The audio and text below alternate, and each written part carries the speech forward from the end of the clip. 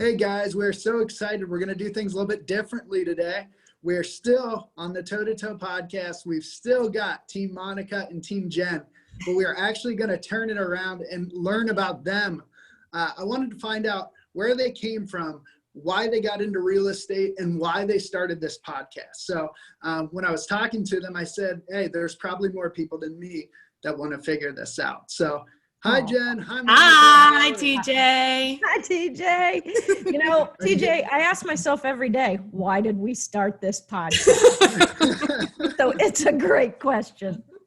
Well, you know, it's cool. And I think it's really great for realtors to realize like these things that we think about, there's different ways to be effective. And I think that's been a really like the right way and the wrong way, you mean? Well, yeah. Here we go. Here we go. She can't even let off that for a second. She can't help it. It's got to be a fight. We are going to keep the gloves off today. That's our goal. So I'm going to go ahead and just, if it's okay with you guys, start with some questions, get to know you, and we'll go from there and see where it goes. Great. Awesome. Okay. So we will start with Jen. Jen, where were you born? Where are you from? The Nasty Natty. So you're a local. Yes, but I did leave for like 10 years, but Cincinnati's like a magnet, so I came back. You found your way back. Did you have brothers and sisters, big family? What did that look like? I have step siblings, so yeah, there's 4 total. One lives in Cincinnati, other 2 live in Georgia. Okay, were you the youngest, the oldest, in the middle? Second youngest, but technically I'm an only child, which explains a lot, I'm sure. Okay. I was getting there. I wasn't sure if you were gonna see me coming. And how would others have described you, like in high school? What was Jen Mertland like in high school? Oh, in high school, let's see. Listen up, everybody. In high school, I had a lot of different friends. I don't know. I was actually the high school mascot. Okay, that's awesome. Thank you. My God. Hold on. What was it? A bumblebee. Oh my God. Busy bee. Busy bee. Yes, but I played a lot of sports, and I didn't really try very hard at school, but I got like B's and C's, so I thought that was pretty good. You know, whatevs. Of course. Who wants to study hard? That's stupid. You know, it got you where you're at. You're very successful, so something worked out. This is not a great lesson for everybody, though. Try hard. It works better. And then after high school, what'd you do? North Carolina, Charlotte, not Chapel Hill. But I do love saying North Carolina. People are like, oh, wow. And I'm like, no, not that one. The other one. I actually only applied to one school, UNC Charlotte. So I'm glad I got in because I was like, it'll be fine. And it was great. That's cool. Did you love living down there? Charlotte is like one of the best cities in our country. Yeah, that's I'm convinced. Right. Yeah, that's cool. And then went to like Houston, Chicago. Where else? Oh, Scottsdale. Scottsdale's nice. Nice. I love it. And then you came back, baby. We got her back. Thank goodness. It's too cold. It's a terrible place. Hey, Monica, tell me about you. Where were you brought up? Also born and raised in Cincinnati, moved away a couple times, keep getting sucked back. I mean, our stories are very similar in that fashion for sure. Did you come from a big family? I'm the oldest of 3 girls, so my dad was always outnumbered with the Is the dog a girl too? When we were growing up, we did have boy dogs, so we always gave him that. That was the compromise. That was it. Yeah, I'm the oldest of 3 girls. We're all spread out about 5 or 6 years apart, so we're pretty spread out. I was an only child for 5 years, and so when my next sister was born, I knew I couldn't hurt her because I'd be in trouble, so I went down the street and I bit the neighbor's kid. I was so pissed to have somebody taking attention from me. I had all the attention for 5 years. What the hell is this? The twist here is that Jen was the neighbor's kid. That's how you guys met. I would have bit her back for sure. Full circle to toe-to-toe. Yep. And then describe Monica in high school. What did that look like? Oh, here's a shocker. I was a cheerleader. Can we see some of your cheers, please? Oh yeah. Oh, I got him. I still got him. Yeah. I mean, the whole thing, the pom-poms, the skirt, the saddle shoes, the Wow. high socks, the turtleneck. We were Marymount Warriors. So Ooh. I played tennis in high school as well, but I wouldn't identify myself as a jock at all. Very social, I assume. Very social. If I got in trouble, it was for talking in class. That Class is a clown. shocker. Class clown. Yeah. Oh yeah. All of that. I had, lots of different friends from lots of different circles. I loved high school. I had a good high school experience. It was not your peak, though. No, I hope I haven't peaked yet. I'm still looking to peak. I peaked in second grade. So, Oh, no. yeah, I was an early bloomer. I don't know. So after high school, what'd you do from there, Monica? I went to Denison University up near little small school up near Columbus, Ohio. Great school. Only 2,000 students altogether. So my high school class was only 60. And I went to a public school. I went to Marymount here in Cincinnati. And so it was very small. So this school felt right to me. I also got into Miami University in Oxford, but it felt a little big to me. So I went to Denison, made incredible friends that I am to this day. Let's see, how many years is that's 30 years? Oh my God. My God. Wow. 30 years ago, I still see them on a regular basis. We spend, some time together every other summer. We're always on texting chains. So that was also a really good experience for me. I love this. You're like the Uber socialite, and it's your business. It's so funny that you've been able to kind of tie that into your business. I love that. Right? So You were born to be a realtor. It fit. What did you do after college? What was your kind of first big girl job? So I came home and not knowing what the hell I was going to do. I thought I was going to go to law school because that's what my dad did. That's what his dad did. That's what his dad did. That's what I thought you did. And thank goodness I had an epiphany in senior year in college that is exactly what I did not want to do, even though I was heading down that path, taking the LSATs and applying and all that. So much to my father's dismay, that did not happen. And I was home I think I was waiting tables, wondering what the hell I was going to do. And my great friend and roommate from college called. She lived in Maryland. She was back at her house with her parents and just outside of DC. And she said, why don't you come here? We'll get an apartment in DC. I was like, okay.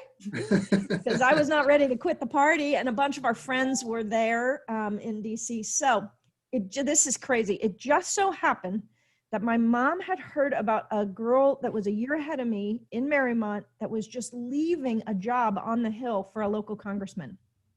And she was answering constituent email and doing liaison stuff with Social Security and VA stuff. So I got that job. It paid $9 an hour. It was $18,000 a year. I thought I was freaking rich. We lived in a place in Old Town Alexandria, Virginia, that I could almost touch the walls if I stretched out my two hands from either side to side. It was this little narrow shotgun hole in the wall in Old Town, and it was awesome.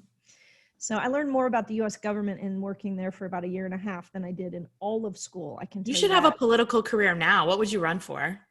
Anything. I would love Do it. I would love it. I know. This past year has really, piqued my interest in that because I'm so over it all. That's good. Blow it up, Monica. It's like a shit show. Yeah, just like what Jen wants to do with the real estate industry, I want to do with Washington. I love it. Get it. So what was your first job out of college, Jen? My first job out of I was working since I was 14.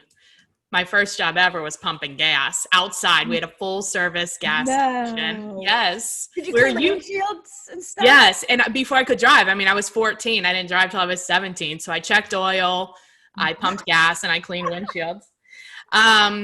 Awesome. I looked cute too. Gas was 99 cents a gallon, and I could get tips. It was awesome.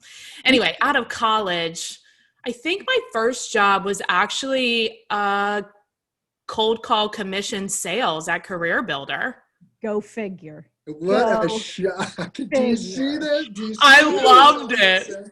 I loved it. I was like, I mean, it was like a frat house, basically. Like, it was amazing. And that's how I got to move, because I was in Chicago and we got to move. I got to start their operation and their business in Scottsdale. So I was like the office manager there. And the recruiter. It was so fun. Oh my God. I got to yell at people. I'm like, you can't smoke pot. We're working. You can't have sex on the desk. Like, get back to work. You're like, It was you so can't smoke pot? Give me that. I know, give me that. This is bad for you. You can't have this. All right. I might need to cancel Career Builder for any future recruiting activities, but I mean, so that makes perfect sense then. So Yeah. like that was your sales introduction. Yeah, Okay. it and was. did you- Well, I actually really always wanted to be a realtor. So when I was, and nobody in my family's in real estate. So like when I was growing up, like I can remember, my mom will tell you too, like I think I was like 12 years old. And that was back when we had the newspaper. Do you guys remember the newspaper? What? Right. I kind of remember it. Yeah. Right. So we were in San Francisco on a vacation, and I opened up the newspaper to the real estate section like I always did. And I was like, Mom, I want to go to these open houses. And she's like, you're so weird. I was like, yeah, and I want to go. And I just thought, like, I always wanted to be in real estate, but I thought you had to be like old and wear a lot of jewelry and have like big hair and like a lot of perfume and a lot of makeup and like, But you did. You used to. That was. right. Exactly. Have a perm and like, yeah. Yep. Yeah. So that was really, I always loved real estate. And then finally I was like, screw it. I'm doing it. You know what's so funny is, and only saying this because TJ, I think you probably coming to me next on that, is I asked my parents if I could get my real estate license when I moved home from Washington, D.C. I was like, I want to become a realtor. And they were like, no. Why? Because you need to get a real job that pays money every week. Wow, that's fun. Wow. Yeah. So I was right there with you as far as like, I knew I wanted to do it. I just got, squelched. My dream was squelched. Well, I'm lucky to come from like an entrepreneur family. Like, yeah, my parents. I mean, the gas station I pumped gas for was my grandfather's gas station. That's why I worked there. That's why they could have child labor. Nice. Yeah. How'd you get from the squelch to I'm going for it?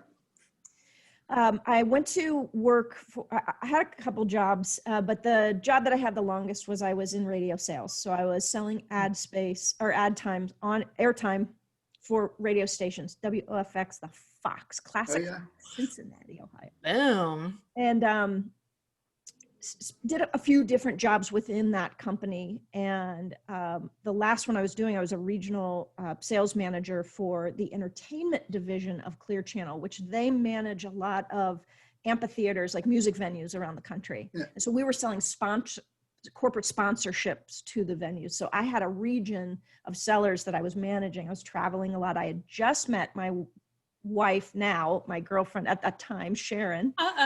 And I didn't want to be traveling. I wanted to be home. Like I had this newfound life. I had just basically come out of the closet. I was like, I need to be home for all this.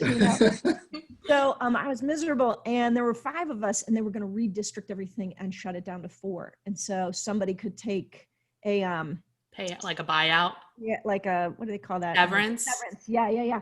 And it was $30,000. The severance was $30,000. I was like, I'll take it. Yep. And so I had $30,000 in my pocket, and I said, Sharon, I'm going to go get my real estate license. So it was opportunity that caused me to go back to it, I would say. That's actually like kind of similar to how I ended up getting my license too, because I had moved back to Cincinnati, and I was like, I finished my MBA, and I knew I wanted to do something in real estate, but I just couldn't like grasp exactly what it was. I thought it would be on the investments, more on the investment side, but like, I don't know. Anyway, but I was working for one of my friends who owns like a medical billing company. And that was a lot of like telephone and then like you know what I mean? Like a lot of outbound calls and taking notes or whatever. Sure. And they were downsizing. And I was like, I'll go.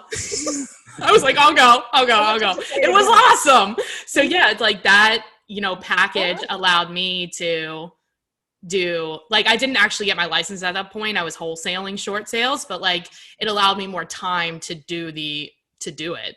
Yeah. And your mom was doing something like that? Is she the one that taught you, or? I went to her and I was like, I want to do real estate. And I forget how it all happened, but we were like, okay, let's wholesale short sales. So she processed all the short sales. She was the one on the phone with the bank. Like, oh, she did all the worst part of it. Oh my Like, thank God for her, because I probably would have killed somebody. And then I went door knocking because in our county, the notice of default is, it was in the paper. So and online. And so like, I just went and knocked on doors. Like, have they told you about a short sale? Because you're in default, like you will get foreclosed on. And people would like invite me to their house and we would do the short sale for them. And really it helps them, you know? That's how you became the short sale queen for a while. Yeah, exactly. Awesome. So the one thing there, if we like listen to that, and I think we can all learn from this, like at some point you have to jump, right? Like, yeah, do it. Do it. I think at some point, like there has to be whatever that moment is, that opportunity, life will give you that chance and say like, hey, this is it. You got to jump. You will never be prepared. Like you won't ever, it's like, I mean, I don't know, but I imagine it's like having a kid. Like you're never actually prepared, right? Like, but once it arrives, what's that? You think you are, but then like you said, once it arrives, what the hell? Is that right, TJ? Right. Yeah. That is absolutely right. So if you could go back to that time, guys, and give yourself one piece of it, that one kind of piece of advice as to a new agent, to yourself as a new, what would that have been? Monica.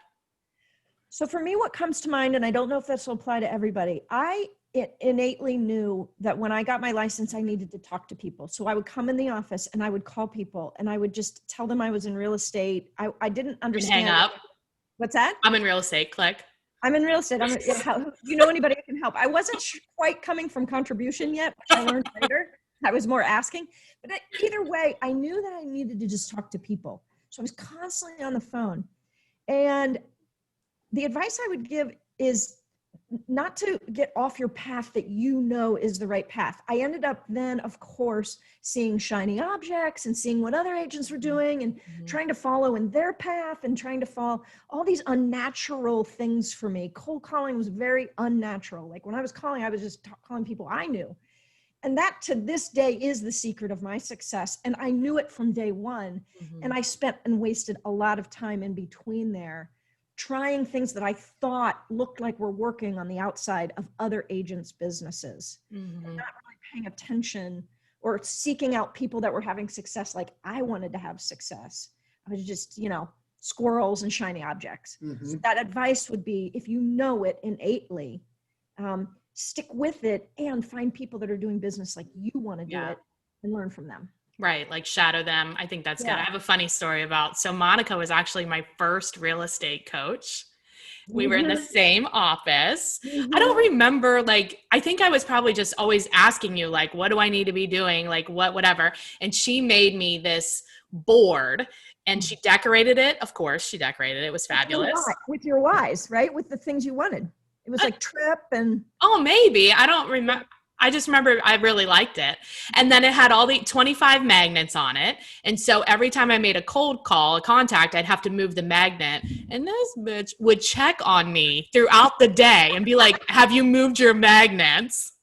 So I want to echo what you said, Monica. It's just and that was, you could give me advice based on how I wanted to do business or whatever. So I think it's aligning yourself with not only the people that are do business like you, but also the people that give a shit about you and want to see you succeed and will tell you the hard things and hold you kind of accountable to that, because it's too hard to do. It's a lonely business. And that's what they don't tell you. It's very, very lonely. So you've got to build your little bunker. And I was lucky enough to have Monica in my bunker. You were by far my star pupil of all the pupils I had. Because I did what you told me. Well, you freaking worked. Yeah. You did the freaking work. Do you remember the financial piece that was associated with that? No. Okay. So I do. When Mark? No. Oh, no. Did I do something with that? No. Remember you would give me, it was either $100 or $25 and you could only get it back. Yeah. Work. Well, the first one we did was I had to give it, yes, that was what it was. And I knew my husband at the time would be pissed. Yeah. He would have been pissed if she cashed that check. So I was like, well, I'm not getting in trouble. Yeah, that's what it was. And so I give her the check back at the end of the week if she did her work, and she could re-earn it back. That was awesome. Thank you, Monica. Yeah, that's actually interesting. But like one of my questions was actually how the two of you had met. So I'm glad that we got that. But I want to kind of bring this to the podcast, because one of the things, like as a fan, like I love the podcast, and one of the things that I really super like fan. I am a super fan. We One love of the you. things I really like about it is you guys are so different. You Yet, can say that. right? But you do business completely differently, yet you're both successful. But the thing I like is like you both respect each other and each other's business. And I think that's something that can like get missed in like, you know, the toe-to-toe, but like there is a true respect and that comes through. What sparked the idea for the podcast? I don't remember. Do you? I know I was in Mexico. Yes, I remember it came from obviously a spirit of wanting to help agents. Yeah. And I think it was, I can't remember the conversation. I really can't, TJ. I wish we could, but it was, we should do a podcast around that or something. We were probably having an argument about something, and which we do, because we just see things differently. But like you said, in full respect, I mean, if I get to do a deal with Jen Mertland or somebody that runs their business like Jen all day long, I will do that. I don't care if we see things differently. You know, no, it's fine. I mean, we actually, we go about it differently, but the core is the same. The core is like a win-win situation for everybody. You know, keep everything on the up and up, and don't be a douche. Like that's it. Do your work. Do your work. Answer your phone and don't be a douche. Right. That's all you have. I'm just going to do it with a piece of velvet wrapped around it with a nice little. I'm a little more brass. Well, and she's going to take a hammer upside your head. Yeah, but I think when we talked about it, we actually started the podcast when I was still living in Mexico City. So, and P.S. I just got recharged for Amazon Mexico. For like the year membership. I was like, what is this? Oh, no. Well, maybe you'll be back someday. I know Mexico City is one of your favorite spots, right? It's the best. I love that city. Jen, did you know Mexico City was built on water? You did? What? I just told you that yesterday. Jen taught me that yesterday. I was just Wow, I didn't reiterating. know that. It is. It's built on water. It's weird. Wow. Do you guys like, so what are the pod goals? What are the goals for 2021? Well, thank you with for the asking, podcast? Monica. Yeah. Just talk about this. We want 100,000 downloads by the end of 2021. Yes. That's a cool goal. We're at That's a 7,000 good. right now, which is great. We're so appreciative, but 7,000 to 100,000 is going to require doing some things differently this year. That's for sure. So we have some exciting news actually coming up. I think it'll be January that comes. I think the 4th, maybe something like Some that. teaser stuff. Stay That's a tuned. for teaser. Yeah, we're gonna let it hang out there. We don't want to be spoilers here, so we will let it hang. So our goal is 100,000 downloads for 2021 to get there by the end of 2021. Yes. Yeah. Okay, we will hold you accountable as super fans. And then before we go, guys, like, we talked about the podcast goal. Let's go ahead and put you on the spot. What are your business, personal, one goal for 2021 that you're going to make sure you achieve this year? What is your one thing this year? Well, I have two things. One is around real estate. And for us, it's achieving icon status within our company, which means that we earn a reward of $16,000 in company stock. It's achievable. She'll get there in like 4 It has to be months. done with purpose, and we will get there. But the other one is I personally want to help 20 agents achieve their goals in 2021. Nice. Mine is we are going to do 75 deals this year, but we consider ourselves still semi-retired at 75 deals, which is awesome. We love our life. It's not that much. We used to do way more than that. Good. And then have 36 more agents come over to EXP because it really is better. Oh my God, so much better. We won't talk about it here, but it's better. Yeah, it's life-changing. You guys are both focused on growth. And I'm sure that's personal and business. Thank you guys for allowing me to come on and help out. And it's a pleasure when I'm on, when I'm not on. I love watching you and listening to you. Thank you for contributing. That's Thank great, you, guys. We appreciate TJ. it. We're a super fan of you. We are your super fans. Thank you so much. Appreciate you. Bye.